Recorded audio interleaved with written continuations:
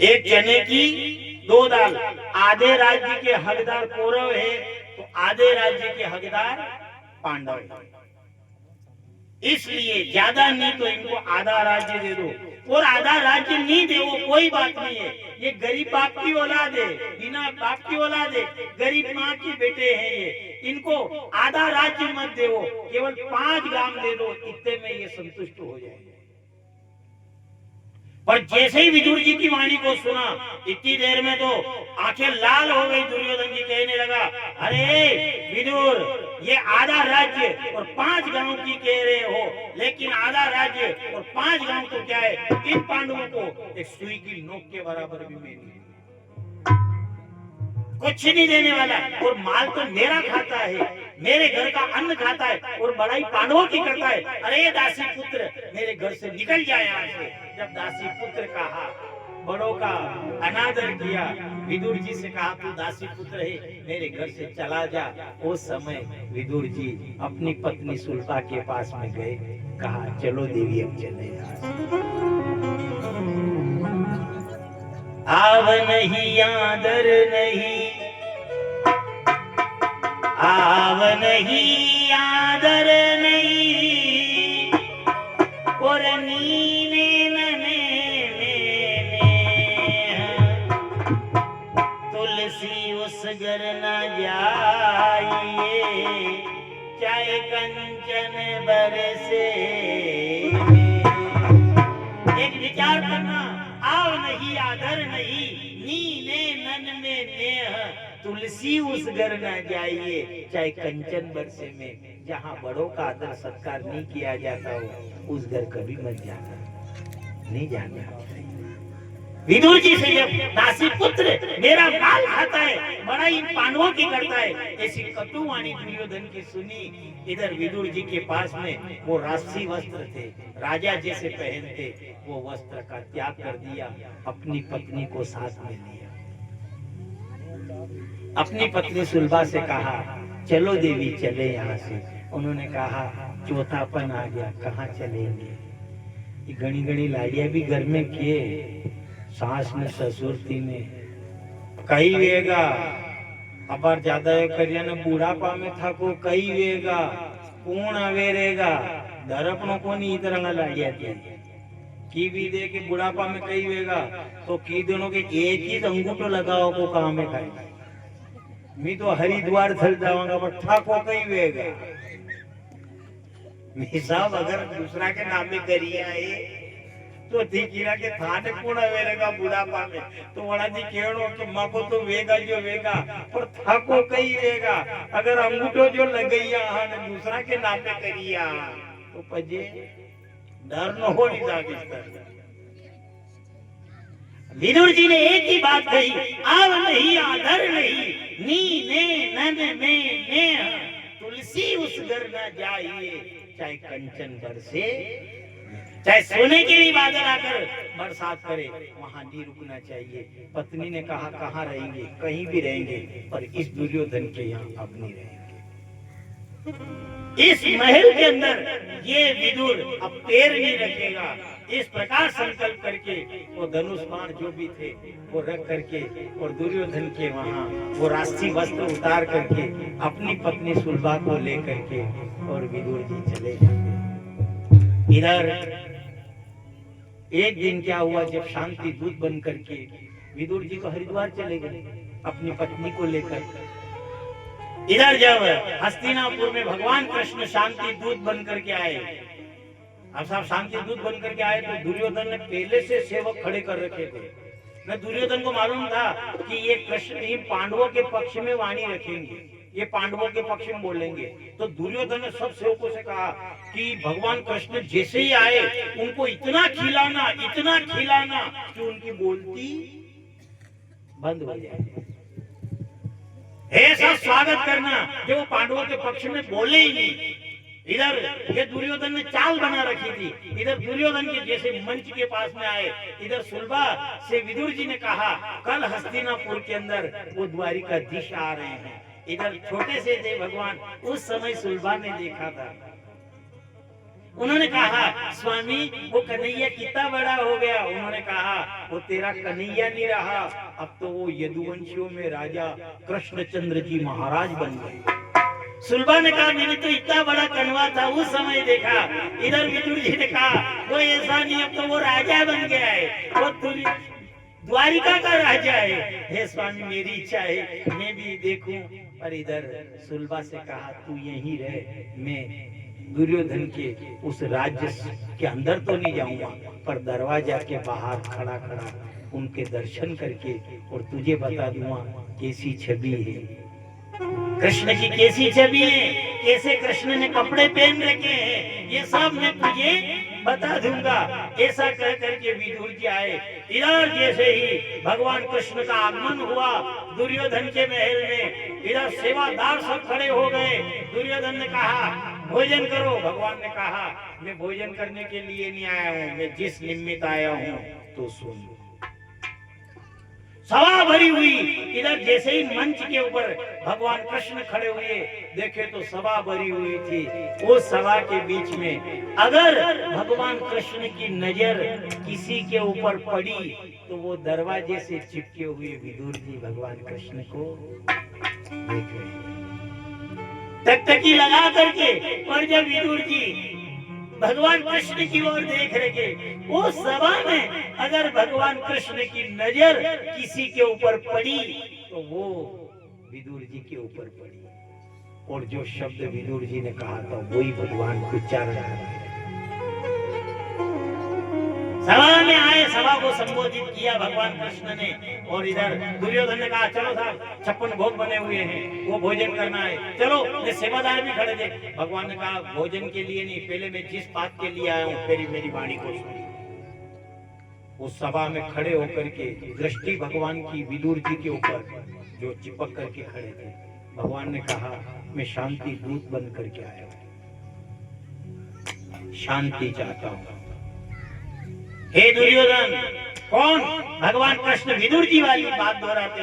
हे दुर्योधन, पहली बात तो ये है आधे राज्य के हकदार कौरव है, आधे राज्य के हकदार पांडव है। आधा राज्य इन पांडवों को दो, आधा राज्य अगर नहीं दे सकते हो तो 5 गांव दे दो।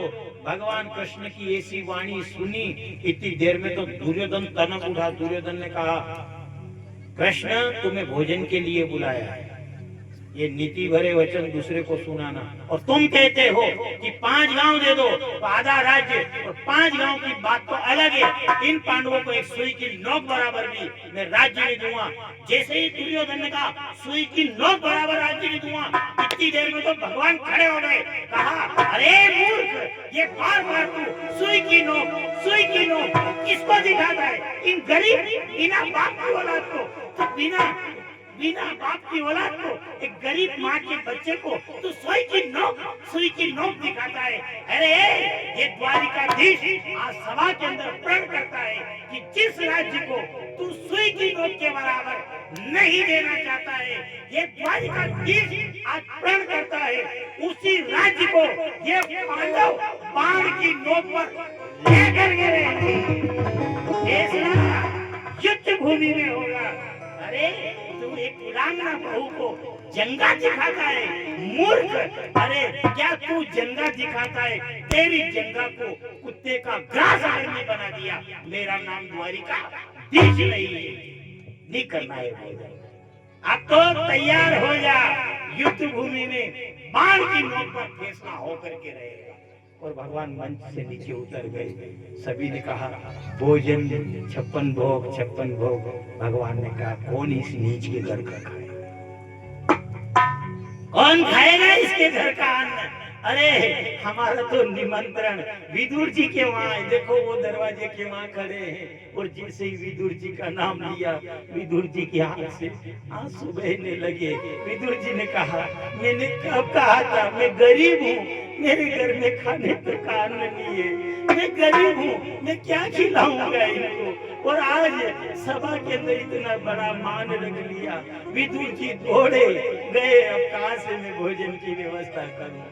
दौड़ते हुए विदुर जी गए, कहीं माखन कहीं मिश्री के लिए आज मेरा इतना बड़ा मान रख लिया। भगवान वहां से उतर करके दुर्योधन के जो वो अन्न का त्याग कर चले गए। इधर विदुर जी कहीं माखन कहीं मिश्री की व्यवस्था कर रहे थे, कहीं माखन मिश्री, क्योंकि भगवान की मन पसंद था वो। इधर वो सुलभा जो काकी थी, अब वो विदुर जी तो कहीं माखन मिश्री की व्यवस्था करने के लिए गए, इधर सुलभा काकी स्नान कर रही थी, स्नान कर रही, और उसका ज्ञान में यही कि वो कान्हा अगर एक बार मुझे दर्शन दे देते मेरे मन की इच्छा पूरी हो जाती। पर जब वो स्नान करते हुए कान्हा का नाम ले रही थी, इतनी देर में तो दरवाजा खटखटाया, आवाज लगाई, काकी ओ काकी। सुलभा ने कहा कौन? मैं तुम्हारा कन्हैया हूँ। सुलभा काकी की आंख में आंसू आ गए, मैं गरीब हूँ, हम गरीब हैं और वो द्वारिका का राजा है, वो हमारे घर नहीं आएगा। इधर उन्होंने कहा है काकी मैं द्वारिका का राजा दूसरे के लिए हूँ, मैं तुम्हारा कन्वा हूँ, दरवाजा खोलो, क्या मुझे अंदर नहीं बुलाओगे? इधर आंख से आंसू बहने लगे, हम गरीब के घर, वो द्वारिका का राजा। दरवाजा खोला तो देखिए भगवान को देखा, सुलभा काकी रोने लगी, आज हमारे घर हमारा कान्हा आया है। अंदर ले गई, कहा आओ। इधर भगवान कहने लगे मुझे भूख लग रही है काकी, मुझे कुछ खाने का नहीं दोगे? इधर पत्ते जो थे वो पत्ते की सब्जी बनी हुई थी, वो पांगड़े भगवान खाने लगे। सुलभा ने एक और बिठाया, इधर देखे तो केला छील करके सुलभा इतनी मगन हो गई, कपड़े तक नहीं पहने, स्नान कर रही थी, कपड़े भी नहीं पहने सुलभा ने, और भगवान को केला तो अलग फेंक दे, छिलके खिलाने लगी। भगवान प्रेम के कारण विदुर जी के घर छिलके खाने लगी। वो सबसे बड़ी है प्रेम सगाई, सबसे बड़ी है प्रेम सगाई।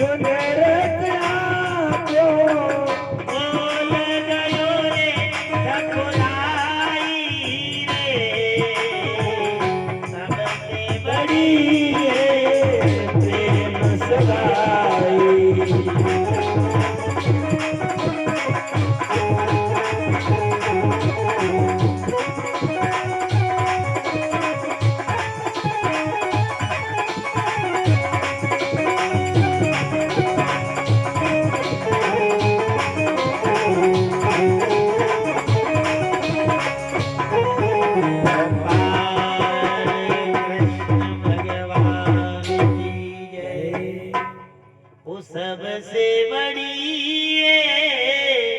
प्रेम सगाई। एक विचार कर लो, आज द्वारिका का राजा है, वो 56 भोग का त्याग करके और विदुर जी के घर आकर के छिलके खा रहे हैं। काकी ने पूछा, कान्हा कैसा स्वाद आ रहा है? उन्होंने कहा कि तो शबरी मैया के बेरों का स्वाद था, ने के काकी आपके केले का स्वाद। छिलके खा रहे विदुर जी, एक हाथ में तो माखन, दूसरे हाथ में मिश्री। वो दरवाजे पर आकर खड़े, देखे तो केले केले तो फेंक दिए और छिलके खिला रही है। इधर विदुर जी ने आकर के देखा, अरे सुलभा, ओ विदुरानी, ये क्या खिला रही हो तुम? सुलभा ने कहा, क्या खिला रही हूँ? जैसे ही विदुरानी ने देखा, ओहो ये क्या किए, मैंने छिलके खिलाए। इधर विदुर जी ने कहा, लो मैं माखन मिश्री लेकर के आया, मैं खिलाऊं। भगवान ने कहा, अब भूख नहीं। क्यों मना किया? क्योंकि भगवान से जब सुलभा तू खा, तू खा, तू का काना, और तू कहा, इससे वो काना पास आ गया और मैं शब्द से परमात्मा दूर चला जाता है। तू, तेरा, तेने किया, ये तू शब्द ऐसा है जिससे वो पास आता है। और जब हम कहते हैं मैं, ये मैं शब्द ऐसा है खतरनाक, मैं बकरा करता है, देखा होगा उसके मन में अहंकार ही है, वो मैं शब्द करता है, तो मैं शब्द से परमात्मा दूर चला जाता है, पास नहीं रहता है। इधर उन्होंने कहा मैं खिलाऊं और मैं शब्द जोड़ा। भगवान ने कहा, आपने यही तो है, तू से परमात्मा पास आता है, मैं शब्द से परमात्मा। अच्छा देखिए होगा आपने, तुकारो 3 जना ने तुकारो दे, तुकारो जो अगर दे तो 3 ने दे, एक तो कभी भी देखो माथो भी दुखेगा, ए भाई, ए मम्मी, अपने उम्र की है, बोली बात दादी माँ बूढ़ी भी जाएगा तो भी क्या, ए भाई ने भाई भी बड़ी लाड़ती, बोले हाँ बेटा कही नाचे देखी रहता है। अच्छा यूं, अच्छा मान लिया जाए तो ए भाई यूं किए आणि प्रकार की चीजें, ए पापा जमे, या ए पिताजी, ए बाबूजी, नहीं साहब, 3 को दुखारा दिया जाता है और 3 की महानता अलग है। एक तो माँ को पुकारा दिया जाता है, ए, और दूसरा सांवरा सेठ को या हनुमान जी को, परमात्मा को भी तुकारा देकर के बोलते हैं, हे हनुमान जी डोकरा तू ये नाथ लाज राज है, तो हनुमान डोकरा अपने उम्र को है, हे सांवरिया सेठ तू ये। एक तो जो जन्म देने वाली माँ है, इसको तू कहा जाता है, एक परमात्मा को तू कहा जाता है, तो वो भी आता है, माँ भी पास आ जाती है। ने रोटी ली के तू तू तू तू तू, देखियो जैसे ही रोटी लेगा दरवाजे में क्या तू तू तू, अति देर में तो वो पूछड़ी अल्लाह वाला ही है। देखा रोटी ली बाहर नहीं निकलियो, मैं, तो विचार कर लो कुत्ता भी पास नहीं आता है। तो परमात्मा कहते मैं शब्द कहने से कुत्ता भी पास नहीं आए, तो मैं थोड़ी आता हूं, तू तेने किया तू, तभी तो कहा है अंत समय में अगर आ गए तो उसे पुकारा दे करके कह सकेंगे, तू आज रे गोपाल लेवा मन तू आज रे गोपाल लेवा मन तू आज